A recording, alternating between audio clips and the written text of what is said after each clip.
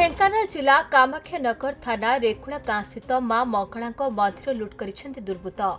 मंदिर भितरे थिबा मां को सुना अलंकार सह दान हुंडी को दुर्बृत्त माने लुटि नेइछंती। प्राय 5 लाख टंकारु अधिका टंकार सुना अलंकार लुट होइथिबा जणापड़िछि।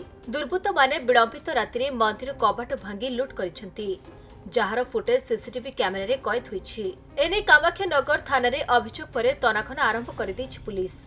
सप्ताह मध्य मालपुरा, अनंतपुर एवं रेकुला मंदिर चोरी होइथिबा घटना सामना को आसिछि। तुरंत पुलिस पेट्रोलिंग कड़ाकड़ी करबा सहित एक्शन नेबाकू स्थानीय बासिंदा दाबी करिसेंति। मंगला मंदिर आज रात्रि केतेबेले चोरी होइछि आमे जानिनु, किंतु मांगर सब जिनिस नै जाइछिन। सोना 4-5 भरी खंडे नै जाइछिन।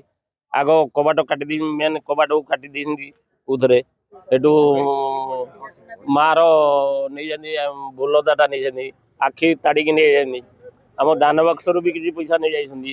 एबे सप्ताह भितर 3टा मंदिर कामाख्यानगर रु चोरी हो सरला।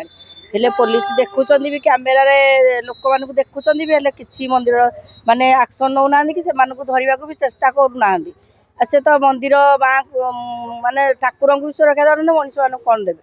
आ आज भी आमे आम सकाळो देखिला को आम नुआर कुळारे जो 15 नंबर वार्ड मंगला मंदिर से आमर भी प्रतिष्ठान को बहुत माने 8-10 भरी सुना रूपा मकुट आदि से सब पिंधिले। आज आम जो माँ मंदिर गलु देहुरी आसी खोलिला बेलू मंदिर किसी ना। ढेंकानाल हरिकृष्ण राउत रिपोर्ट, खबर ओडिशा।